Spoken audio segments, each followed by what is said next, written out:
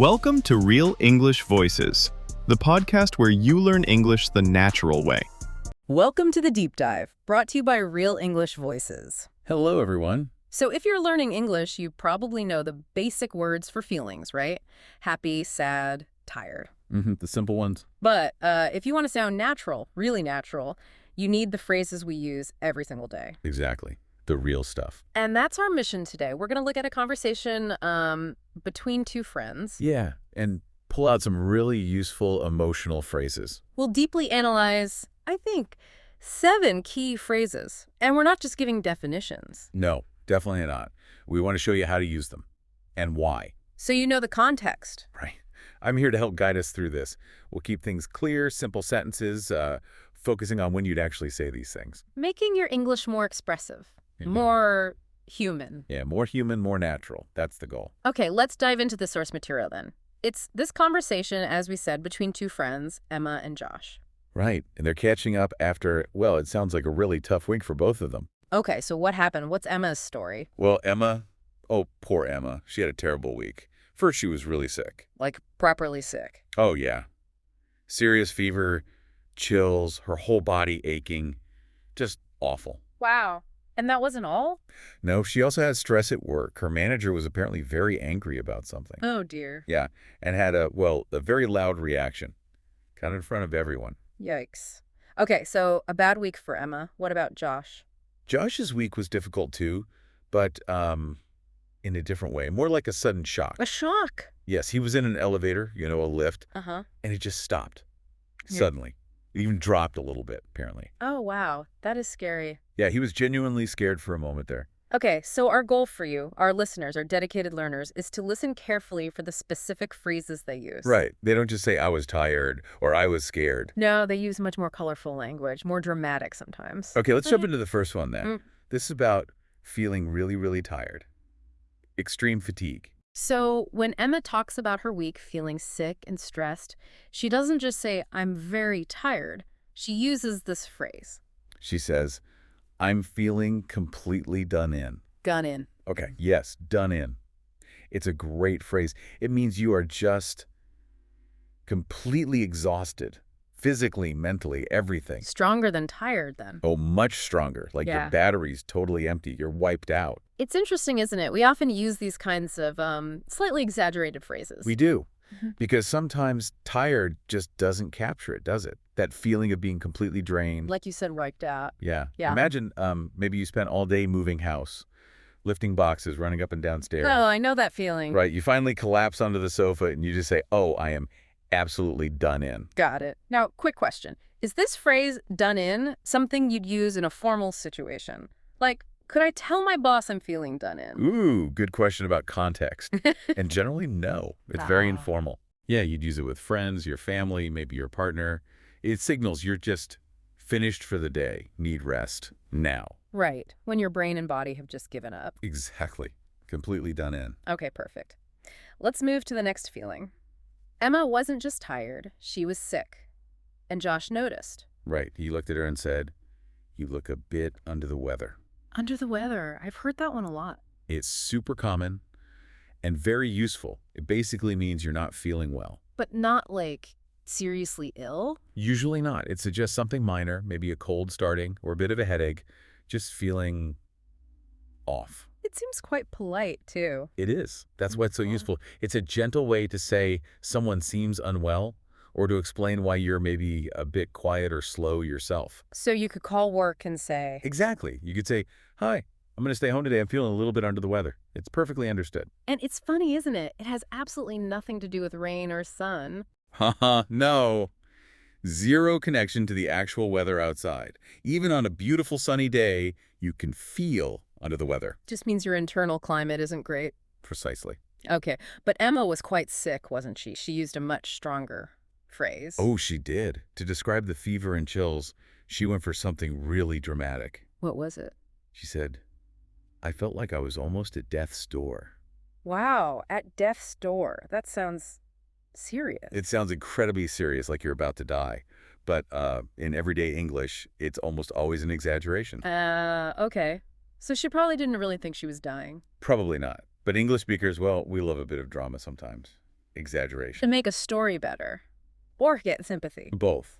If you had, say, a really bad stomach bug all weekend, you might tell your friends on Monday, oh, I was at death's door all weekend. And they probably say, oh no, poor you. Exactly. It signals extreme discomfort. Not just a bit unwell, but properly miserably ill. So it's about emphasizing how bad you felt. Right. Using that big language invites that sympathetic response. Okay, so we've had extreme tiredness done in, mild sickness, under the weather, and really dramatic sickness. Mm-hmm. At death's door. What about getting better? Yes. Recovery. Luckily, Emma did start to feel much better. And Josh noticed that too. He did. He saw her energy was back, and he used a lovely positive phrase. He said, "You are almost as fit as a fiddle again." Fit as a fiddle? That sounds cheerful. It is. It's entirely positive. It means you're feeling really healthy, energetic, strong, back to your old self, or maybe even better. Fit as a fiddle? Where does fiddle come from? Well, a fiddle is a musical instrument, like a violin. Right. But the phrase itself doesn't really have anything to do with music anymore. It's just an Old English idiom, meaning you're in great physical shape, healthy. So you'd use it after someone's been sick? Definitely. After an illness, or maybe after a period of stress or tiredness, when they bounce back and seem full of life again, she's fit as a fiddle now. Like they're ready for anything. Exactly. Full of energy, fit as a fiddle. Great. Okay, let's switch gears a bit. Emma mentioned her manager being angry. Ugh. Ah, yes, the angry manager. She used a brilliant, very British phrase to describe his reaction. What was that? She said, "My manager totally threw a wobbly." Threw a wobbly. That sounds funny. It does sound a bit funny, but it describes something quite unpleasant. It means someone had a sudden, very obvious emotional outburst. Usually anger. Like a tantrum. A meltdown. Like a total meltdown. Often loud, noticeable, and usually seems like an overreaction to the situation. Threw a wobbly. What's the image there? Wobbly means unstable. Yeah, unsteady, shaking. So the phrase suggests someone losing control so much they're kind of metaphorically shaking with anger or frustration. So if your boss slams their fist on the table and shouts. Yep, that's a classic example. Wow, the boss really threw a wobbly this morning. Is it just for adults? Or bosses? Oh, no, it's used very often for children, too, especially toddlers having a tantrum in the supermarket because they can't get sweets. Ah, okay.